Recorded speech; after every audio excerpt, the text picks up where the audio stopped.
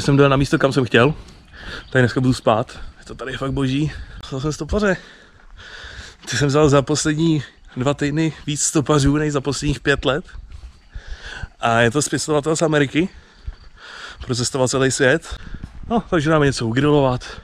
Takovou véču, nějaký pivko. Pohodička, ne? Well, I'll tell you about my experience with both Czechoslovakia and the Czech Republic too. So I first had a man pick me up named Joe Večerka in 1984, and he took me to the border before I had a visa.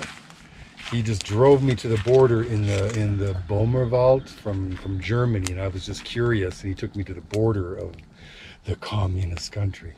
He left me there, and he says, "You got to come to Czechoslovakia." So later on, I got a transit visa, 3 days.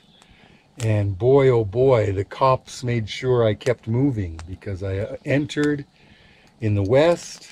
I spent a day going to Prague, hitchhiking through Pilsen, and then to Prague. I stayed in Prague, which was very different from now. It was very black from the soot, from the coal.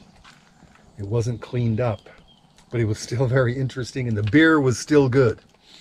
That's the important thing. But I got a train ticket all the way through to Kosice, what the Hungarians call Kasa. But you see that I took the train and the time was running out. I had 3 days and it was coming on the 3rd day. And I figured, okay, the train would arrive at 7 o'clock in the morning in Kosice, and I had 3 hours. I could then go down to Sátoralja Újhely in Hungary. And I told the train guy, you know, the guy with the uniform and everything, please wake me up, you know, when the train arrives in Kosice. I might be sleeping. Because, you know, I was drinking beer until 1 in the morning. But he didn't wake me up. And the train went on another 10 or 15 kilometers to its depot in a place called Michalani. I guess the sister of Michael in Hungarian, because this part of Czechoslovakia was Hungarian, actually. Anyway, I get to the village, and I wake up.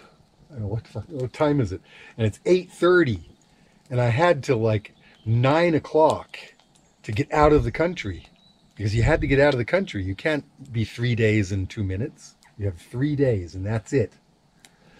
And there was a little old lady, well, not so old, she may have been 65, and she was there at the train station, and I'm saying, where can I get transportation to the border? And she's saying, what border? I said, the Hungarian border. And okay, she says, oh, don't worry, Polacco, everything's fine. And no, it wasn't fine, because I was my first time in a situation in Czechoslovakia. It was my first time in Czechoslovakia. Anyway, I had some coffee, and of course in the morning you need a cup of coffee, even if you're panicking. So I said, look, I have this Dutch coffee. Do you have any hot water? I can make some Turkish coffee. And she looked at that Dutch coffee, the gold label, as if it was gold. And then there was this guy who came along, and it was her brother or maybe a nephew or something. And he took a sniff of that coffee, and he started watering. And I said, listen, I can trade you this thing of coffee that costs maybe €3 in Holland. If you can get me to the border somehow, is there a car around here?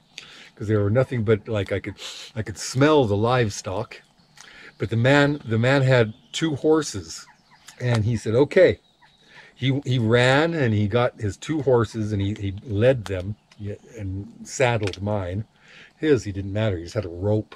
He had a rope around for a bridle, and I got on the horse, and we had about 7 or 8 kilometers to the border. So it wasn't like the Kentucky Derby. We did kind of trot along, and since I hadn't ridden a horse for a long time, I was looking really funny. And we arrived, we got to the border. It must have been like 5 minutes to free. And I got off the horse, and I thanked the horse, and I thanked the man. And the little old lady had left me her address. So yeah, the Czech guards let me through. I got into Hungary okay. But I kept contact with this lady in Michalan for maybe 10 years. until perhaps she had passed away. But we wrote Christmas cards to each other, and that was my first wonderful contact with Czechoslovakia, which disappeared in 1989, or no, 1992. 93. Not January 1st, 1993, that's right. All right. So that's Chris, and he was there in 86, Yes. and I was born in 88. So that's like big story for me. So I hope you enjoy it. And I'm still a young man. Definitely. And he's still traveling. Can you see him? He's traveling, he has a backpack. He's have a tent over there. Really nice to meet you, Chris. Thank you.